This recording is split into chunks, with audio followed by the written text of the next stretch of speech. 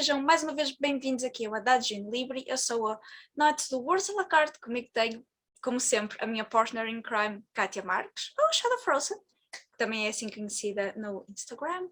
E hoje a nossa convidada é Ana Reis, autora das obras Nobody Tricks the Trickster, o Caça-Cidades e o mais recente, o Summoner's Cry. Muito obrigada, Ana, por teres aceito o nosso convite e estares aqui no nosso projeto Adagio in Libri, em que nós unimos a arte da literatura e a arte da música. Muito obrigada pelo convite, estou mesmo feliz de estar aqui convosco. Eu vi o vosso primeiro episódio, penso que foi com a Sónia Ferreira, se não estou em erro, e gostei muito e nunca pensei que tivesse a oportunidade de estar aqui convosco, estou muito feliz. Obrigada pelo convite. Obrigada por estares connosco.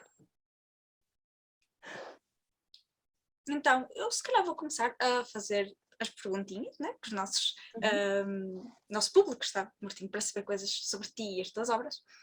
E primeiro vou pedir-te para nos contares um pouco do teu percurso enquanto autora. Como é que nasceu esta tua paixão pela escrita, essa tua necessidade de escrever as tuas histórias? Acho que necessidade é mesmo a palavra perfeita.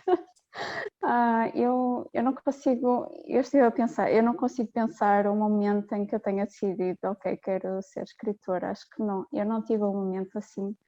Eu cresci a ouvir as histórias da minha avó gostava, adorava contar histórias e ela teve uma vida muito interessante e tinha muitas histórias para contar. E eu cresci nesse ambiente, cresci nesse meio onde contar histórias se tornou quase uma tradição familiar. E para mim foi uma evolução natural, talvez por ser uma criança um pouco tímida. Eu gostava de contar histórias aos meus amigos, mas eles não reagiam assim muito bem porque eram histórias faz de conta. Então eu comecei a escrever, comecei a desenhar, comecei a fazer as minhas próprias graphic novels muito bonitas que nunca vou mostrar a ninguém, devem estar enterradas, espero eu. E acho que sempre fez, isso, era uma necessidade, uma compulsão de escrever e de partilhar as histórias. Nunca pensaste pegar numa das tuas histórias e transformar em graphic novel? Destas últimas, sim, claro. Sim, eu acho que o meu sonho, eu tenho dois objetivos já que gostava muito de cumprir. Um deles era escrever uma graphic novel e o outro era participar na produção de um audiobook, porque acho que os audiolivros são muito bons em termos de pessoas que têm uma vida demasiado ocupada para conseguir sentar-se a ler e mesmo pessoas que precisam de audiobooks porque não podem ler. E eu acho fantástico, gostava de um dia ter esses formatos, né? Mas sim, claro, graphic novel para mim seria um sonho. E gostarias de narrar e, por exemplo, a nível de audiobook, não? Não, não, definitivamente não. Eu confesso que já tentei, mas não é uma tarefa para a qual me sinto indicada. Acho que é mesmo preciso ter um certo talento para narrar histórias. Eu não sou um Neil Gaiman. Todos nós gostaríamos de ter um pouquinho do Neil Gaiman. Sim, mas o Neil Gaiman, sim, ele tem aquele jeitinho para narrar os seus livros, mas eu pessoalmente não me vejo a fazer isso. Talvez um dia, se eu tiver prática suficiente, mas de momento não. Pronto, a Ana vai começar já hoje a treinar e depois, daqui a uns anos. Daqui a uns anos. E graphic novel, gostavas de ter algum ilustrador? Qual é que era o ilustrador que gostarias de trabalhar? Tens assim alguma ideia? Por acaso nunca pensei muito a sério nisso. Eu confesso que sou muito ignorante no que toca a ilustradores. Eu lia, agora já não leio tanto manga. Uhum. eu sempre fui muito influenciada por essa cultura de manga, anime, graphic novels, assim, mais para os nossos lados. Confesso que não tenho lido muito, por isso nomes de ilustradores não sei. Mas quem sabe um dia, não é? Quando uma pessoa... É assim, quando uma pessoa pensa, ou pelo menos quando tens um projeto e começas a trabalhar, eu acho que é nessa altura que começas mesmo a entrar dentro do mundo e a perceber quem é que está a publicar, quem são os ilustradores que estão em voga. Mas eu confesso que dá-me sempre mais prazer talvez começar com pessoas que estão na mesma etapa que eu, trabalhar com pessoas que estão na mesma etapa que eu, estar com alguém que está a começar, como eu, por exemplo, para mim dá-me muito mais prazer, porque é aquela sensação de estamos a crescer juntos, não é? E muita gente me perguntou quem é que ilustrou a capa do The Summoner's Cry, e a designer é um pouco como eu, ela também está a começar, e foi muito bom, porque houve uma sinergia, não é? E acho isso fantástico mesmo. Portanto, se eu trabalhar com ilustradora, provavelmente é uma pessoa que ainda não sei quem é, mas eu vou descobri-la. Então, e quais são as tuas principais fontes de inspiração quando estás a escrever as tuas histórias? Vais buscar também um pouco de inspiração em outras formas de arte, como cinema, jogos, música? Sem dúvida, eu gosto muito de música, eu sou completamente fã de tudo que seja indie rock, para mim é um must. A minha adolescência foi passada a ouvir Red Hot Chili Peppers, Smashing Pumpkins, sei lá, tudo. Ainda hoje é música que eu gosto muito de ouvir. Indie rock é uma influência muito grande. Eu não consigo ouvir música enquanto estou a escrever, eu não consigo. Distrai-me demasiado e acho que também é um bocado perigoso, porque acabas por estar a pensar demasiado na música em vez de focar na história, e acabas por se calhar a trazer demasiado da música para a tua história, e isso pode nem sempre ser positivo. De cinema gosto... Sim, eu sou totalmente fã de filmes como Matrix, tudo que seja dark, sci-fi, cyberpunk, monstros a lutar uns contra os outros, sou eu. São muito os meus filmes favoritos. E também, claro, do Miyazaki, a Princesa Mononoke, que é um filme que não é muito conhecido dele. Sempre foi um filme que me falou muito pessoalmente, porque acho que foi uma temática que ele nunca mais abordou em todos os outros filmes que fez, que era um bocado a tecnologia versus a natureza, e eu gostei muito. Eu acho que ele nunca mais fez um trabalho igual àquele, ou abordando uma temática parecida àquela, e para mim esse filme marcou-me muito. E sim, agora mais recentemente, claro, sim, eu sou super fã de séries como Dark. Acho que foi a melhor série de sci-fi dos últimos tempos. Acho que está extremamente bem conseguida, e tem sido uma grande influência para mim. E uma grande também motivação de pensar, uau, eu gostava um dia de escrever algo que seja... que se aproxima em termos de storytelling, porque acho que está brutal mesmo. Sim, as partes temporais, aquilo é uma loucura. Sim. Sim, e eu achei engraçado que, tentando não dar um spoiler aqui relativamente a Dark, que é, se nós estivermos atentos à banda sonora, nós conseguimos perceber o plot da história logo do início. Pode ter acontecido comigo. Mas é interessante como nesse caso específico a banda sonora é extremamente importante para tu conseguires, é quase como um easter egg, tu vais conseguindo mais ou menos perceber o que é que se está a passar sem te dizerem diretamente, se tu estiveres um bocadinho atento à banda sonora que eles te dão, porque ele parece quase acidental, mas não é sim, bem sim. assim. Sim, isso é muito bom. Isso é uma das coisas que eu gosto muito da série. É um world building que é muito soft e que está lá e que é introduzido de uma maneira muito orgânica ao longo de toda a história e que não é logo in your face, não é? É algo que vai evoluindo com o tempo. E sim, esse algo é fantástico, tipo, a atenção deles ao detalhe é brutal. Já relativamente e mais especificamente a algumas das tuas obras, porque tu também é mais recente, o Summoner's Cry, que nós já lemos. Sim. E que se notou claramente a evolução que tu tiveste enquanto escritora. Qual foi a tua maior motivação para escrever em inglês? Sentes que tens conseguido alcançar um público mais alargado nesta forma de expressão? Para responder essa pergunta, acho que tenho que abordar vários temas.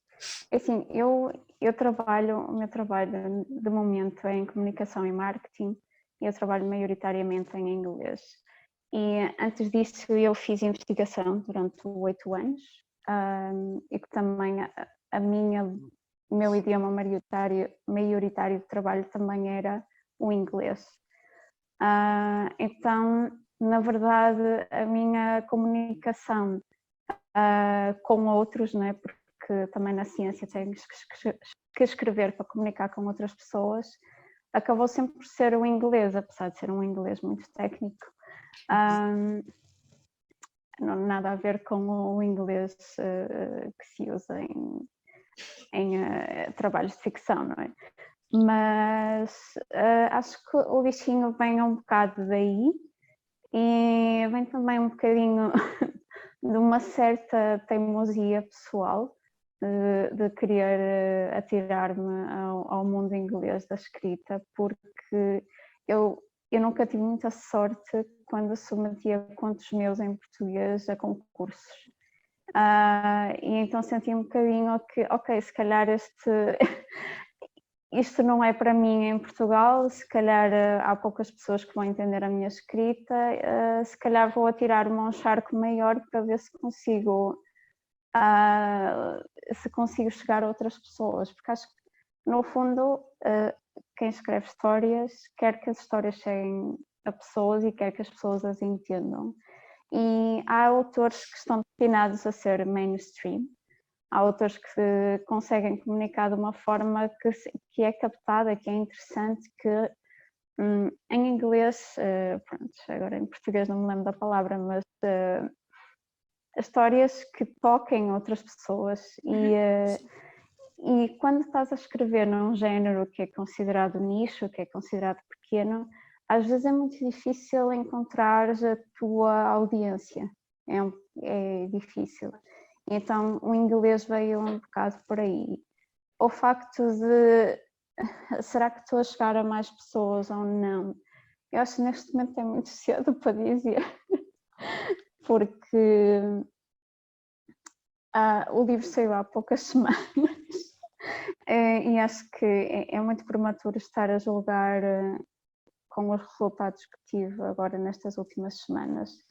É claro que assim, se formos a ver a nível quantitativo, de volume de vendas, de número de reviews, sim, claro que estou a ter muito mais, mas também houve todo um trabalho de marketing por trás que foi muito mais pensado, muito mais trabalhado, muito mais a longo prazo, portanto tudo isso influencia e claro, o tamanho também é consideravelmente maior, né? Tipo, porque essa cidade já é pequenino, por isso acho que isso acaba sempre por influenciar, porque o nosso mercado está habituado a livros maiores. Ainda são poucas as pessoas que leem contos, porque simplesmente não é uma forma de literatura que atrai a tantos leitores. Pois por isso é que, por exemplo, a outra Mafalda, por exemplo, Sim. faz exatamente 2 iniciativas por ano, onde realmente aborda os contos e a importância dos contos, porque nós temos imensos contos extremamente interessantes e que às vezes não são lidos porque as pessoas pensam, mas é tão poucas páginas. Mas o suficiente. Um bom conto, em poucas páginas, conta-nos uma história do início ao fim e deixa-nos agarrada às vezes às personagens. Uhum. Que eu acho que conseguiste isso, por exemplo, com o Caça-Cidades. O Caça-Cidades foi um conto em que nós ficamos agarrados às personagens. É pequeno, no entanto, é exatamente, tem um início, tem um meio, tem o fim, está muito bem ligado e as personagens, nós temos empatia com elas. Sim, muito E até, obrigada. mas é verdade que nós ganhamos essa empatia e depois já vamos falar também melhor sobre o Summoner's Cry, porque esse foi.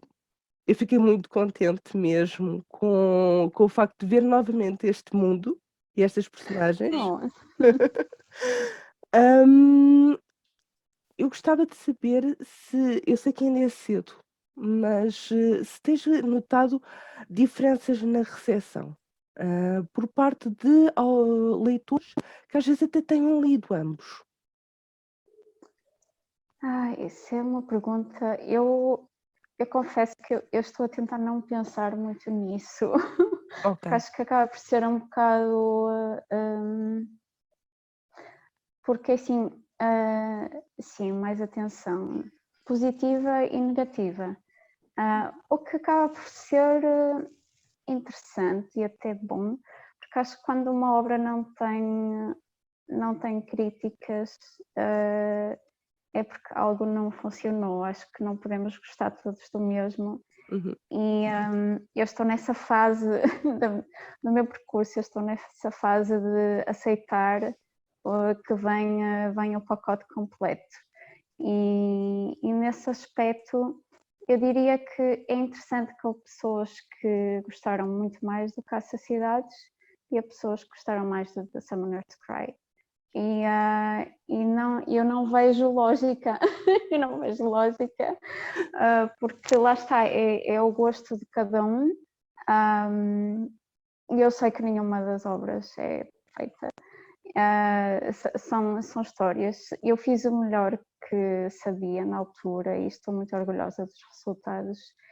E estou a aprender a aceitar que as opiniões não estão dentro do controle do autor, não é? E é isso que é nessa fase que estou, porque é isso. Eu senti que houve pessoas que gostaram muito mais de um e houve pessoas que gostaram mais do outro. E eu não tenho uma explicação lógica, não posso dizer assim, não foi muito melhor recebido que o outro, não sei. Acho que as duas obras têm recebido bastante carinho por parte de muitos leitores, o que me deixa extremamente grata e feliz, e acho que isso é importante. Eu acho que tinha dito quando o Caça-Cidades foi publicado que houve uma pessoa que me escreveu, não vou dizer o nome dela, a dizer que, olha, tu escreveste esta história para mim. E a partir desse momento eu relaxei, porque uma pessoa sentiu que aquela história era para ela. Eu cumpri o meu objetivo como autora.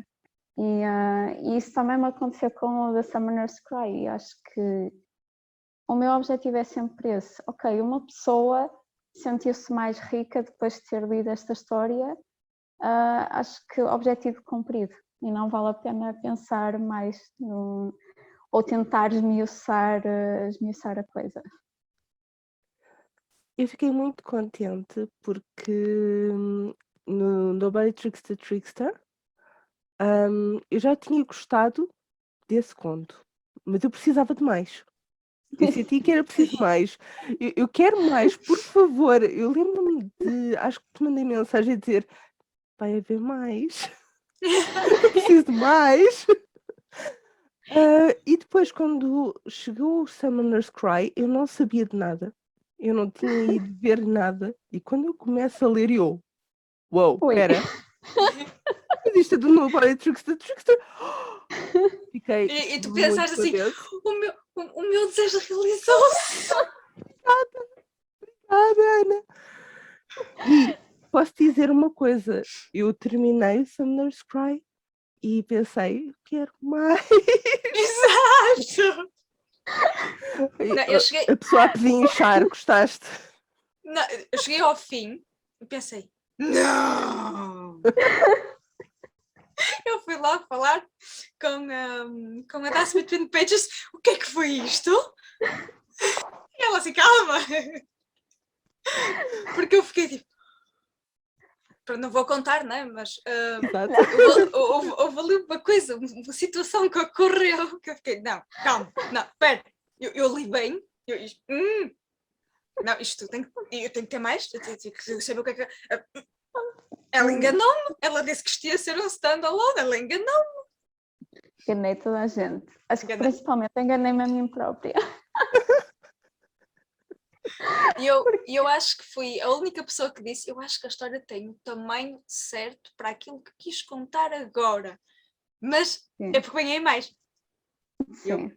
Basicamente, eu disse assim, não tens hipótese, tens que nos contar mais. Portanto, começa a trabalhar. E nós ficámos à espera. Ai, já está em processo.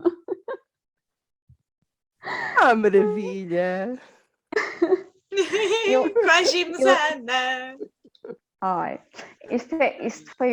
esta história foi um bocado complicada. Não, foi a história de como a história nasceu é muito interessante, não é? De todo o Nobody Tricks the Trickster é muito dark e acaba de uma forma muito pouco, onde é pouco possível uma continuação, não é? E eu, depois de ter escrito um livro inteiro durante o NaNoWriMo do ano passado, que é um desafio que ocorre todos os anos em novembro, onde escritores do mundo inteiro se juntam para escrever 50 mil palavras num mês. E eu escrevi o meu primeiro livro o ano passado e adoro esse livro. Ele está pousado a relaxar, à espera que eu tenha capacidade mental para pegar nele. Mas depois de escrever esse livro, eu estava a trabalhar num outro livro e eu lembro-me que eu comecei a ter sonhos outra vez com as personagens do Nobody Tricks the Trickster. Do nada comecei outra vez a sonhar com esse conto. E eu estava a escrever outra cena e pensei, não, eu quero acabar isto. E tentei, estava ali a empurrar e aquilo não saía das 25 mil palavras. E então eu cedi ao meu subconsciente e fui pegar outra vez no Nobody Tricks the Trickster. E enganei-me a mim própria, não é? Eu disse, eu vou só dar aqui um jeitinho para poder publicar isto na Amazon. Vou só dar um jeitinho.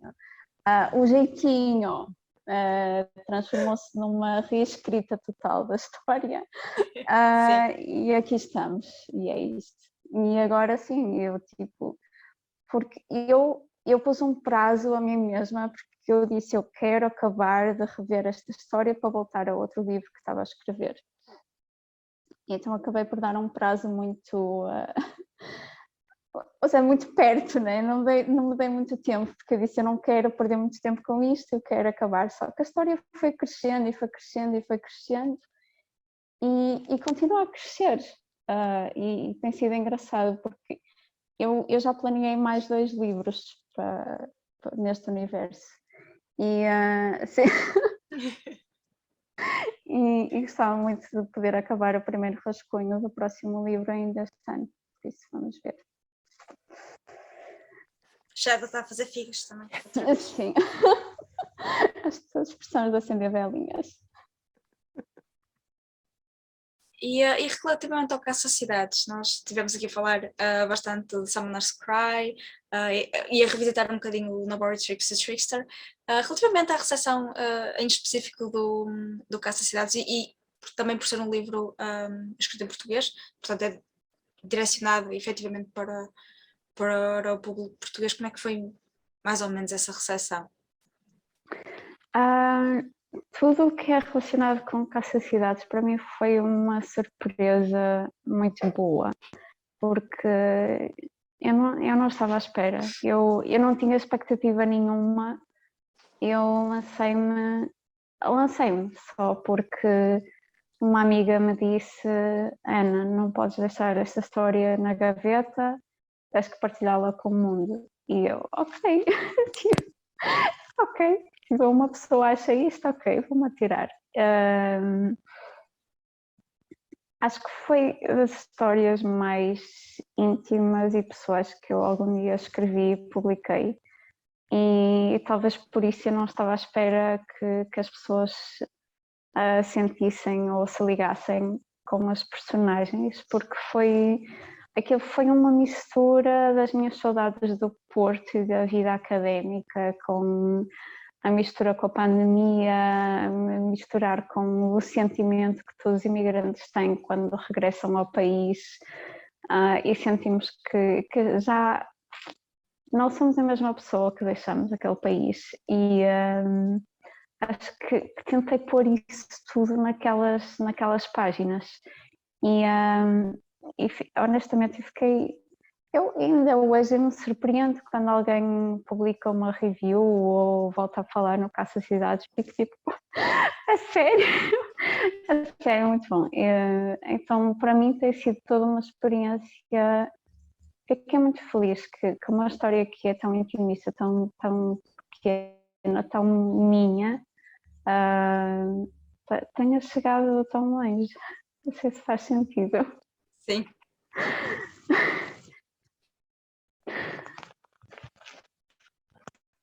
Olha, pausa rápida, ok. Basta fazer mais um corte, é que estou a ficar sem bateria. Oh não! Oh não! Olha, por acaso ainda tem. O meu está ligado à bateria, já nem. Eu quando é para as entrevistas deixo-o ligado e pronto, olha. Pois, não faz bem. E o mesmo telemóvel. Tá. Já apareceram miaus, todo um Nox aí a passear. Já estou de volta. Estou de volta. Ai, espera. Toda uma logística a conta. Quer dizer, ainda agora tivemos um corte e eu esqueci-me de buscar a porcaria. Vidas. Quando nós não tivermos um episódio com problemas técnicos. Não é episódio. Não existe! Não existe! Ai, vocês têm que experimentar as lives. Por acaso, eu só tenho feito lives ultimamente. É assim, nós já fazemos assim, porque se for live, é loucura. Não vale a pena, não! Cai tudo. Imaginei, pessoal, vou sair do enquadramento, vou buscar o carregador, é? Também é normal em mim, que eu passo a vida nos vídeos a sair do enquadramento, vou buscar coisas. Esse sair do enquadramento tem calças de pijama do Harry Potter, por isso é assim um bocado. As minhas são só xadrez, são fatelas. Ai, eu ainda estou de calças de tanga. Oh. Mas eu sei que não pegaste uma molha a chegar a casa, eu apanhei. Portanto, tive que mudar de roupa. Eu bebo num penico. Eu bebo numa sala com um penico, mas eu teimo em sair sem guarda-chuva. Portanto, vidas. Pronto, agora vamos voltar a ser sérias. É sério. Não, és tu. Sou eu. Não, eu falei do Caça-Cidades. É? É. Vai. Vamos ser de pessoas sérias então. Ana, existem várias formas de publicação e cada vez mais há autores nacionais e também estrangeiros que apostam na autopublicação. Foi o teu caso. Podes falar-me um pouco sobre o motivo da tua escolha e quais os prós e contras que encontraste? Ora, como começar? É complicado porque da minha parte eu posso dizer que foi um bocado essa vontade de ser rebelde e muito teimosa e de estar numa fase da vida, de sentir que a vida é muito curta, para estarmos à espera da permissão de outras pessoas para fazer aquilo que amamos. Então foi um bocado nesse espírito que eu me lancei à autopublicação. Eu acho que ambos os modelos são válidos. Trabalhar como editora ou lançar-se por conta própria são duas vias muito válidas. Eu acho que cada vez mais irá haver autores que farão autopublicação e autores que farão o modelo, que seguirão o modelo híbrido, né, que é autopublicar parte dos seus trabalhos e publicar de forma tradicional outra parte dos seus trabalhos. E acho que isso é bom, digamos que é quase um movimento de emancipação dos autores, de perceberem que cada vez mais temos à nossa disposição ferramentas que podemos usar e que podemos nós próprios chegar aos leitores, porque a verdade é que cada vez mais recai sobre o autor fazer o trabalho de marketing e divulgação do seu trabalho.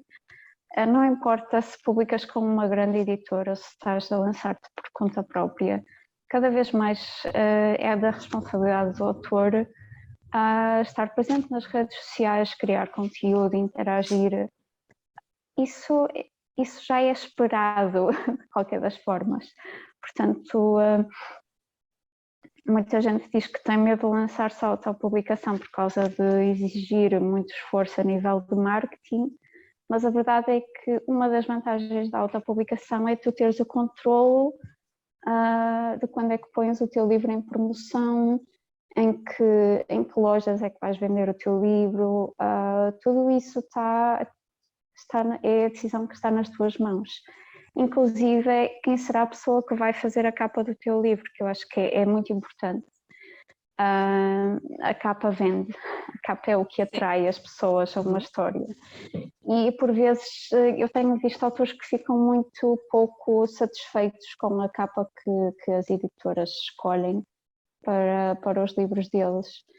E não vamos esquecer que nos Estados Unidos, que se calhar é o país onde a autopublicação tem crescido mais, eu vejo mesmo como um movimento de emancipação, porque os avanços que os autores recebem são cada vez mais pequenos, as disparidades a nível de discriminação, racismo, tudo isso influencia o mercado. Há muitos agentes, editores que são conhecidos por serem problemáticos, e eu vejo muitos autores a saltar para esse modelo por uma questão de libertar-se dessa cultura que acaba por vezes por ser um bocado tóxica. E vejo isso como um movimento de independência dos próprios autores. E acho que é bom, vai trazer mudanças que o mercado vai andar uns anos, ou se calhar umas décadas, ainda a patinar, a tentar perceber onde é que a autopublicação se encaixa nisto tudo. Mas acho que é inevitável, já estamos no meio da onda, acho que agora já as coisas vão mudar e veio para ficar. Porque nós tivemos uma época na história em que a autopublicação até era comum. Sim. E posteriormente começou a ser novamente a publicação tradicional, que isto é por editora, por Exato. casas editoriais, porque às vezes não é uma editora, são casas editoriais que realmente fazem as edições dos autores, mas os autores também começaram a perceber que os seus direitos já não estavam garantidos, muitas das vezes tem que haver a cedência total dos direitos, depende depois do tipo de contrato, e a margem de lucro às vezes também era bastante baixa. Tudo bem que existem outras vantagens, como por exemplo as casas editoriais vão a determinado tipo de lojas, quando não as possuem elas próprios, Claro. também, e colocam nas suas estantes principais esses livros para serem adquiridos. No entanto, agora com as redes sociais, Sim. com o Instagram, com o YouTube, com o TikTok, etc., está a surgir novamente cada vez mais esta autopublicação e publicações que são bastante trabalhadas, porque, por exemplo, a tua publicação teve uma revisão, teve um Claro. trabalho de capa, teve um trabalho de paginação.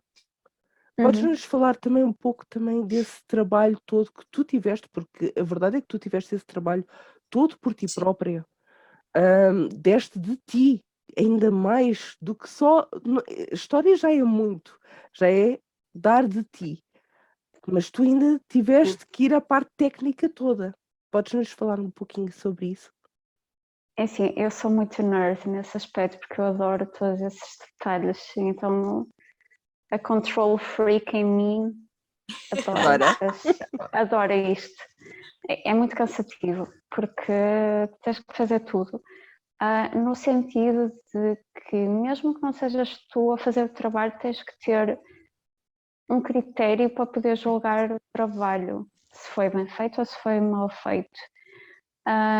E claro, isso assustava-me e eu não me queria lançar a isso com um livro inteiro, com um romance, com um livro do tamanho de um romance, porque eu não controlava bem as despesas que ia ter, eu não percebia muito bem onde é que ia gastar mais dinheiro e para mim foi muito bom ter-me lançado com uma novela, porque assim é tudo em formato reduzido, não é?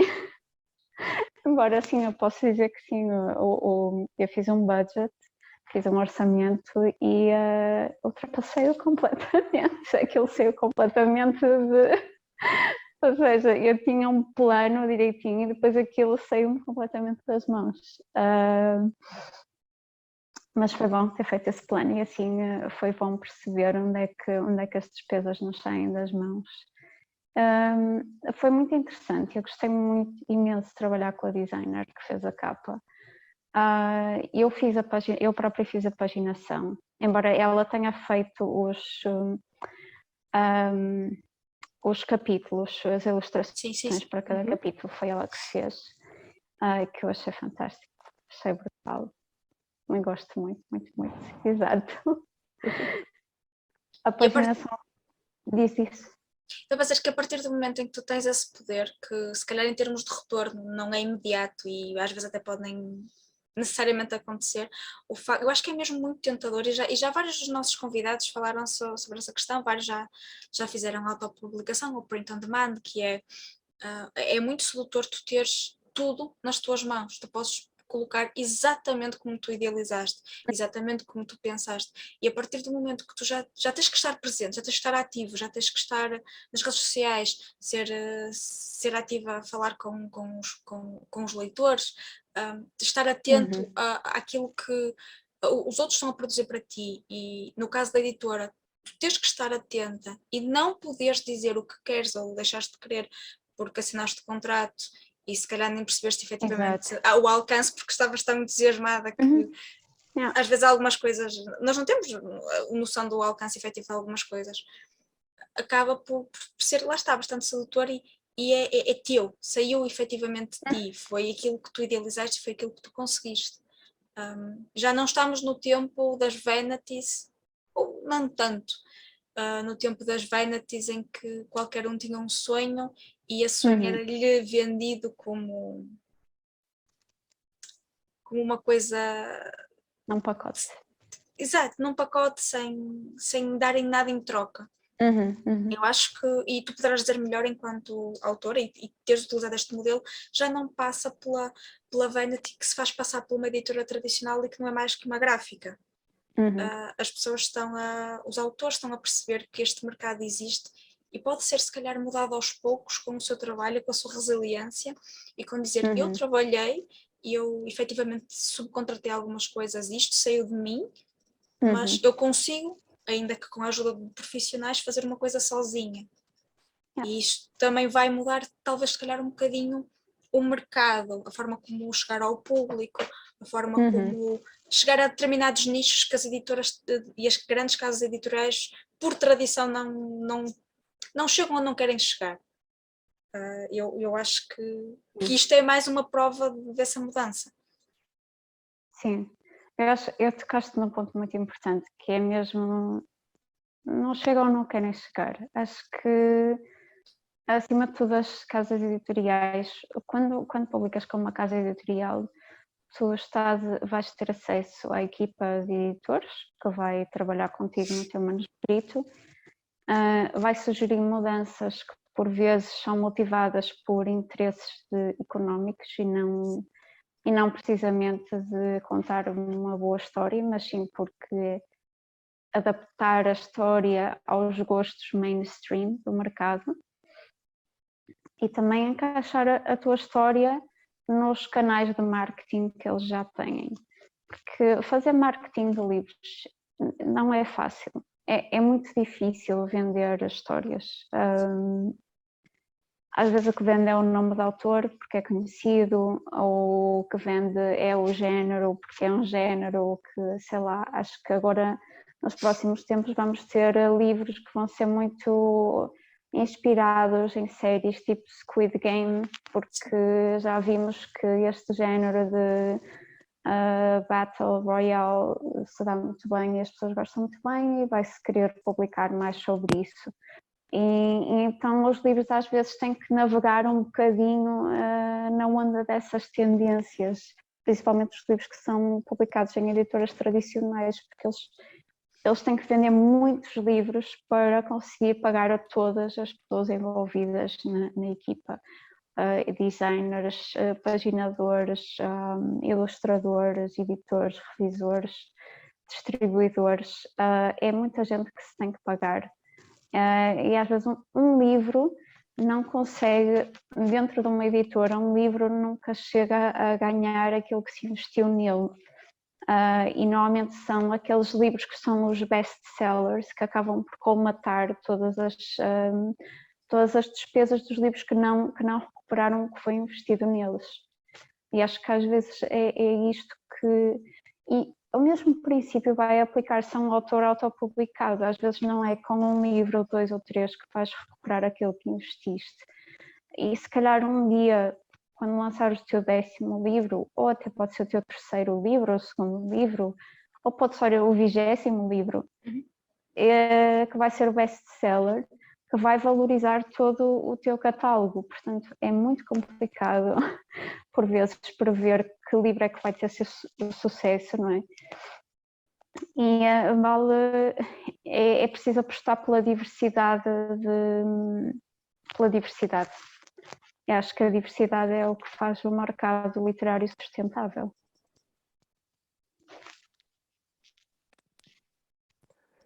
E diz-me uma coisa relativamente à criação de públicos, porque a verdade é que nós também tentamos que os autores consigam chegar cada vez a mais pessoas e criar novos públicos. Isto é, não estar só virados para dentro da comunidade em si, que já está habituado e que já lê, mas sim chegar a outros. Como é que achas que nós conseguiremos chegar a mais público, a abrir a porta a pessoas que às vezes não têm noção, que iriam gostar disto e vão gostar, vão amar, inclusivamente?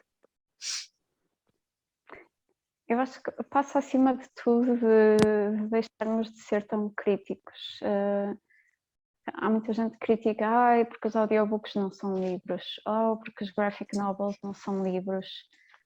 Opa, são histórias, são veículos para contar histórias, por isso é que os escritores também gostam de ver séries e gostam de ver filmes e lemos livros, seja tudo é histórias, tudo são histórias, não é? Em formatos diferentes. Uma história que é publicada no Wattpad com capítulos semanais é uma história, e há quem escreva fanfic. Também são histórias e são válidas, são formatos válidos. E acho que acima de tudo é cultivar essa mentalidade de tudo é válido, se tu gostas da leitura, ela tem que ser encorajada num formato onde o leitor goste. se o leitor gostar de graphic novels e não gostar de ler livros grandes, não tem que ser, não temos que julgá-lo por isso. Se há pessoas que gostam de ler contos e não gostam de ler Brandon Sanderson, que tem livros deste tamanho, eu acho que a pessoa não tem que ser criticada por isso. E acima de tudo também recai um bocado aos autores de por vezes, acho que, não sei, em Portugal tenho às vezes a sensação que as pessoas colocam os escritores um bocadinho num poleiro muito alto, porque são os autores, estão lá no alto, não se misturam com a gente normal, não é? E acho que já era hora de abolirmos um bocadinho essa mentalidade, porque acho que todos temos um lado criativo. A escrita é só uma expressão dessa criatividade. Vocês que têm canais de YouTube, de livros, isso também é uma expressão da criatividade e é um trabalho válido. E acho que estamos todos no mesmo patamar e é preciso às vezes cultivar, às vezes penso que falta um bocadinho isso, porque em Portugal há muito essa vontade de separar, porque há os autores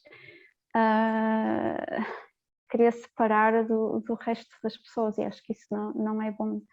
Então o melhor que podemos fazer para chegar a mais público é estar presentes, é falar, e acima de tudo também valorizar o trabalho das outras pessoas que por vezes vemos alguns dramas, não é, na nossa comunidade que são assim um bocadinho estranhos. Já me estou a desviar da pergunta, mas acho que é isso, é encorajar a leitura ou o consumo de histórias, seja em que formato for, e mostrar que os autores são pessoas e que a escrita é uma expressão da criatividade como qualquer outra. E encorajar mais pessoas a escrever.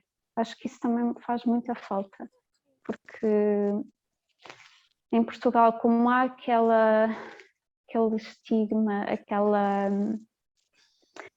aquela mentalidade de que o escritor nasce feito, não é? Tipo, se tu não escreves bem à primeira, é quase que não vale a pena investir nisso. Enquanto que lá fora há a mentalidade que a escrita se aprende. E então eu acho que falta muito um ensino de escrita criativa nas escolas, de mostrar aos alunos, adolescentes ou pré-adolescentes, que eles também podem fazer isto, eles também podem escrever. E acho que isso faria toda a diferença. Honestamente, a opinião. Como qualquer arte, é uma aprendizagem, é assim. Por isso nós temos escolas de teatro, de música, etc. Porque realmente uma pessoa não nasce ator, não nasce cantor, Sim. não nasce saxofonista. Quer dizer, tem que haver tudo uma aprendizagem. E a mesma coisa com a escrita. Há muitos autores que inclusivamente têm metas de todos os dias escreverem X número de palavras. Mesmo que não seja para depois publicar, apenas para Exato.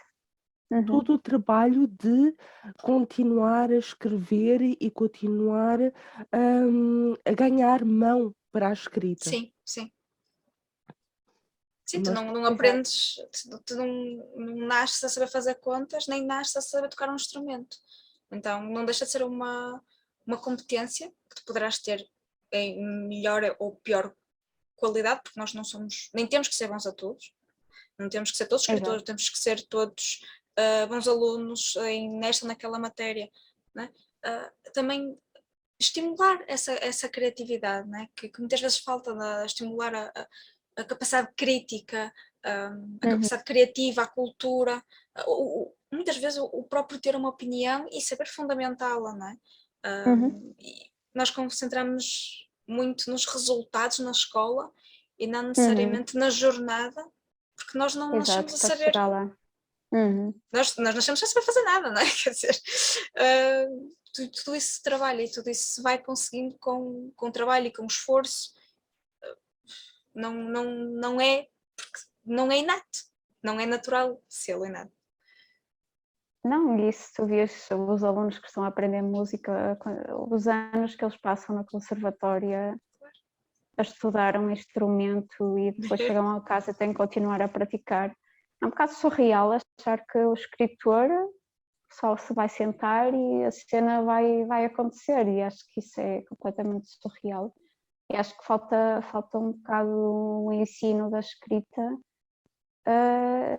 como arte que se pode praticar e aprender, porque é muito difícil aprender a contar uma boa história, porque são muitos pequenos detalhes, é o ritmo, é os diálogos, é o setting, é toda a construção do mundo que tu fazes, o desenvolvimento dos personagens, é tudo. E depois todas as pequenas coisas, como acabar os capítulos em cliffhangers, que as pessoas querem continuar a ler, todos os pequenos detalhes. E depois há coisas que nós sabemos, porque eu leio muitos livros e ouço muitos podcasts e vejo muitas aulas sobre escrita.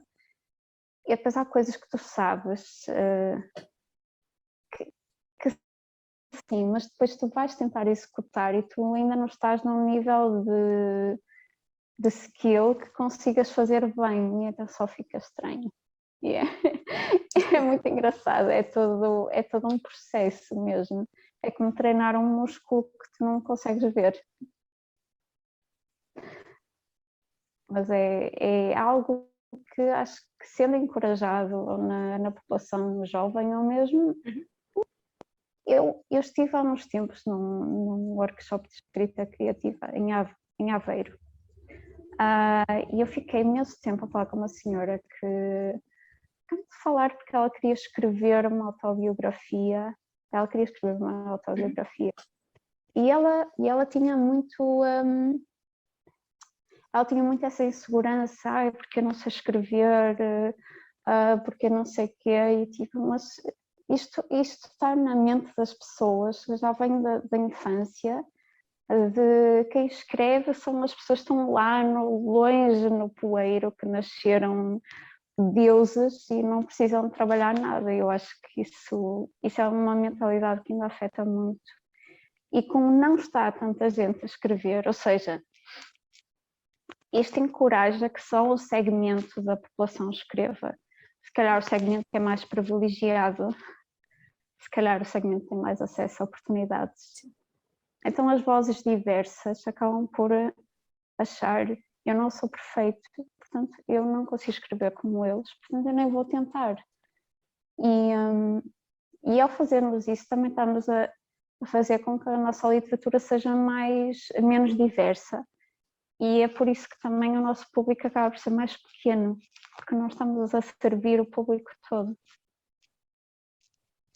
Certo. Uma excelente reflexão. É uma excelente reflexão. Até porque, por vezes, aquela alta literatura não é o que toda a gente quer ler. E é legítimo, porque um leitor é aquele que lê, independentemente de estilos, independentemente de galardões, é aquele que lê. E o escritor também deve ser aquele que escreve e que quer contar e passar uma história, porque e vai se aperfeiçoando também assim, porque em todas as artes e ofícios é assim. Nós vamos aos poucos melhorando, avançando, to excel ourselves, melhorar a cada passo. Mas exato, eu no outro dia estava... É interessante ver que alguns dos autores, mais desta geração, já estão a unir-se e a realmente tentar estar lado a lado e fazer frente a certo tipo de imposições. Sim, é muito bom. E no outro dia agora disseste que temos que trabalhar em nós e melhorar constantemente. Outro dia estava a ler que há um escritor que tinha dito: é muito melhor receber críticas negativas ao primeiro livro de uma série, uma saga, não é? Porque só podes melhorar a partir daí. Se o pessoal olhar para o livro e disser isto é perfeito, eu acho que isso é muito mais paralisante para o escritor, que é tipo, ok, se isto é perfeito, o que é que eu vou escrever a seguir? Como é que eu vou escrever algo que seja tão bom ou melhor do que algo que as pessoas considerem perfeito? E eu achei uma mentalidade espetacular e honestamente tem-me ajudado muito a perceber que até é bom uma pessoa lançar-se, mesmo que, ok, não somos perfeitos, mas lançamos-nos e agora temos a oportunidade de trabalhar e de melhorar a partir deste ponto inicial. Então, e expectativas para o futuro? Já nos foste levantando um bocadinho o véu, mas nós queremos mesmo saber o que é que está na forja neste momento e aquilo que nós vamos ter em breve, para além das coações. Ora, não posso fazer promessas, né? Não, mas no momento o que eu tenho andado a fazer é um bocado perceber onde a que mais lojas posso levar o The Summoner's Cry e vou ter novidades muito em breve em relação a outras lojas que vão ter este livro. E visto que tanta gente pediu uma continuação e eu estou com vontade de continuar a escrever neste universo, eu estou já a trabalhar no próximo livro e tenho planeado mais 2 livros para a série, para a saga, e veremos como a coisa evolui a partir daí. ainda só escrevi os primeiros 2 capítulos, mas eu tenho uma ideia muito definida daquilo que vai acontecer durante este próximo livro da saga e estou mesmo muito entusiasmada com a continuação da história. E acho que não posso fazer mais promessas porque escrever o primeiro rascunho é o que é. Depois vem toda a parte da edição que demora muito mais. Por isso, a nível de datas, não posso prometer nada, mas prometo que estou a trabalhar no próximo livro. E nós cá estaremos para o ler. Sobre esse teu primeiro romance, um livro longo, é isso que tu queres dizer. Queres adiantar qualquer coisa? Com spoilers ou sem spoilers? Sem spoilers! Ora, muito bem, como posso contar isto sem spoilers? Em princípio, vou trazer mais pontos de vista à história. Não será apenas a personagem principal a contar a história, vou trazer outras personagens que provavelmente não são aquelas que vocês estão à espera.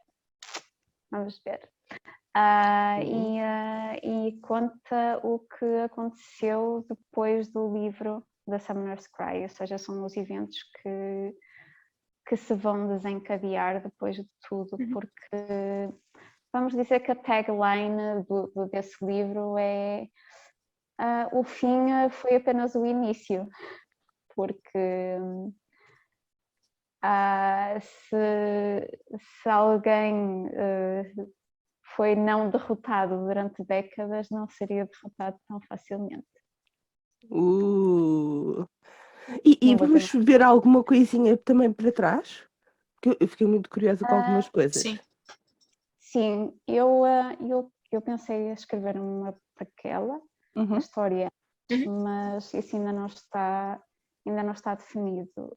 Em princípio eu vou fazer por flashbacks, mostrar um bocadinho o passado. Ok.